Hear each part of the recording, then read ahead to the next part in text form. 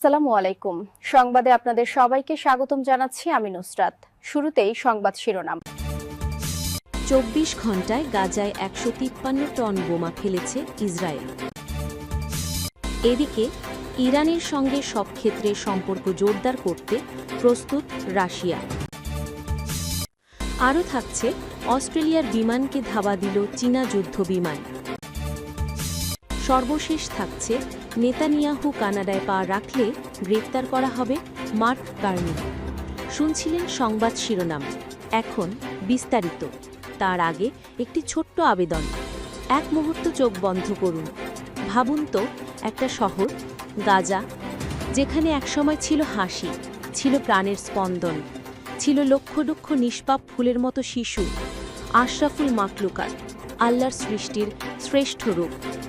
দীর্ঘ ২ বছরের যুদ্ধবিরতির পর তারা ফিরছিল নিজেদের ভাঙা ঘরে, ধ্বংসস্তূপের নিচে মাথা নোয়াতে, হয়তো একটু শান্তি খুঁজতে। কিন্তু সেই শান্তি আর মিলল না, এক মুহূর্তে সব শেষ হয়ে গেল।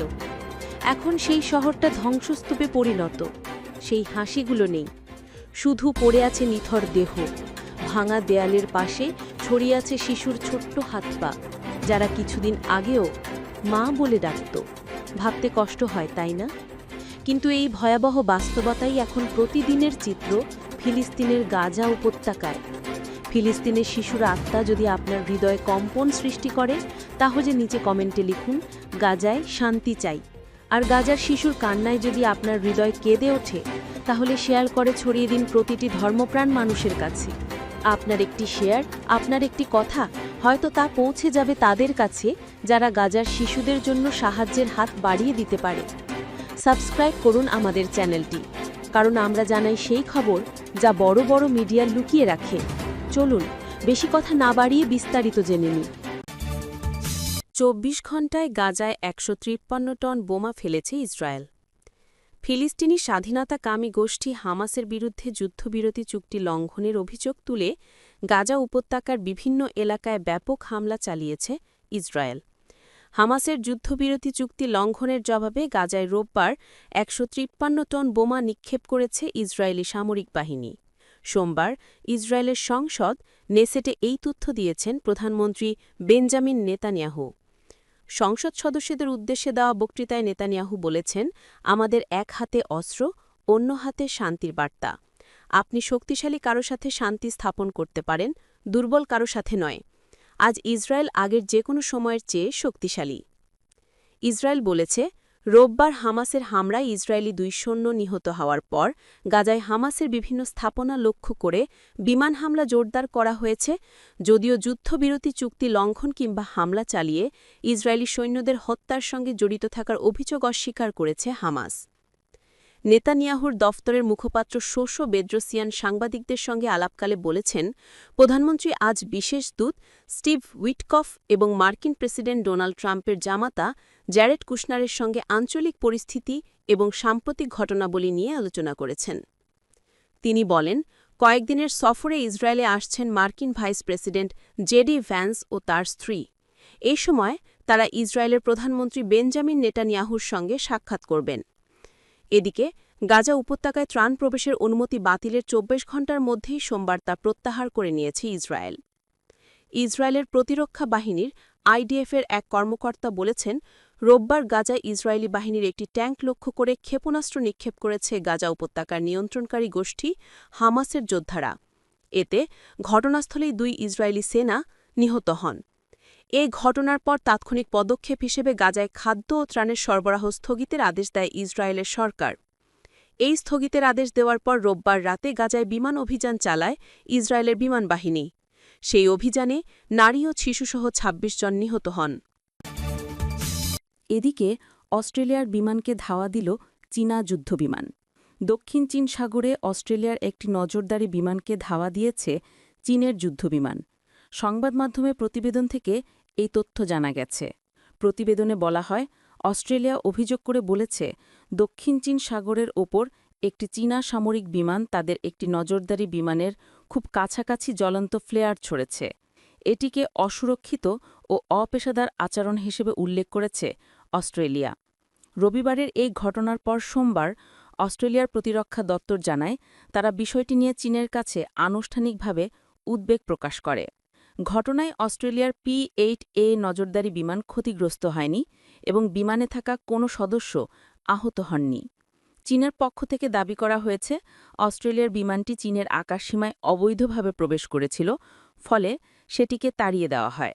চীনের সাউদার্ন থিয়েটার কমান্ডের মুখপাত্র সিনিয়র কর্নেল লি জিয়ানজিয়ান বলেন, অস্ট্রেলিয়ার বিমান চীনার সার্বভৌমত্ব লঙ্ঘন করেছে। আমরা ক্যানবেরাকে আহ্বান জানাই তারা যেন অবিলম্বে এই ধরনের উস্কানিমূলক কার্যক্রম বন্ধ করে। অস্ট্রেলিয়ান প্রতিরক্ষা বাহিনী বলেছে তারা আশা করে চীনসহ সব দেশ আন্তর্জাতিক আকাশসীমায় তাদের সামরিক কার্যক্রম নিরাপদ ও পেশাদারভাবে পরিচালনা করবে। এটি সাম্প্রতিক সময়ে দক্ষিণ চীন সাগরে অস্ট্রেলিয়া ও চীনের সামরিক বাহিনীর মধ্যে সংঘর্ষের মতো ঘটনার আরও একটি সংযোজন। রবিবারের এই ঘটনা ঘটেছে এমন এক সময়ে যখন অস্ট্রেলিয়ার প্রধানমন্ত্রী অ্যান্থনি অ্যালবেনিজ যুক্তরাষ্ট্র সফরে যাচ্ছেন। তার যুক্তরাষ্ট্রের প্রেসিডেন্ট ডোনাল্ড ট্রাম্পের সঙ্গে বৈঠক হওয়ার কথা রয়েছে, যা অস্ট্রেলিয়া, যুক্তরাষ্ট্র ও যুক্তরাজ্যের মধ্যে একটি বহু বিলিয়ন ডলারের প্রতিরক্ষা সহযোগিতা। 2024 সালের ফেব্রুয়ারিতেও একই এলাকায় একটি চীনা যুদ্ধবিমান অস্ট্রেলিয়ার বিমানের কাছাকাছি ফ্লেয়ার ছোড়ে। তখনও চীন দাবি করে অস্ট্রেলিয়ার বিমান উদ্দেশ্যমূলকভাবে চীনের আকাশসীমায় প্রবেশ করেছিল।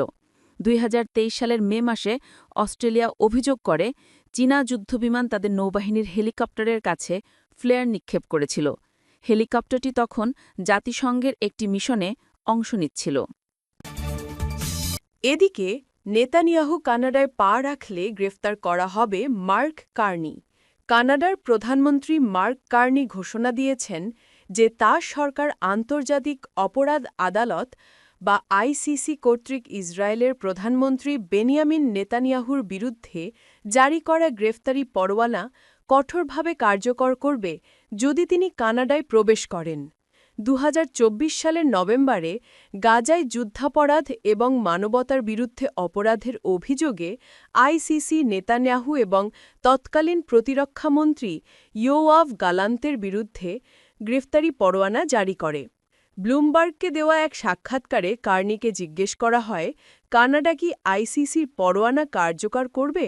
জবাবে তিনি দৃঢ়ভাবে বলেন, হ্যাঁ, নেতানিয়াহুকে গ্রেফতারে তিনি প্রস্তুত।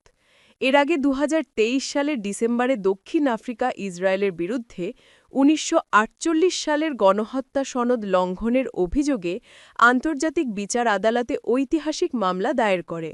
তবে এই মাসের শুরুতে মার্কিন প্রেসিডেন্ট ডোনাল্ড ট্রাম্পের মধ্যস্থতায় যুদ্ধবিরতি ঘোষণার পর মামলাটি আপাতত স্থগিত রয়েছে। 2024 সালের জানুয়ারি থেকে মে মাসের মধ্যে আইসিজে 3 দফায় অন্তর্বর্তী নির্দেশনা দিয়ে ইসরায়েলকে গণহত্যা বন্ধ করতে, সামরিক অভিযান স্থগিত রাখতে এবং গাজায় মানবিক সহায়তা প্রবেশে বাধা দিতে নির্দেশ দেয়। এই বছরের 21 সেপ্টেম্বর জাতিসংঘ সাধারণ অধিবেশনের আগে কানাডা আনুষ্ঠানিকভাবে ফিলিস্তিন রাষ্ট্রকে স্বীকৃতি দেয়। একই দিনে যুক্তরাজ্য, অস্ট্রেলিয়া ও পর্তুগালও একই ঘোষণা দেয়।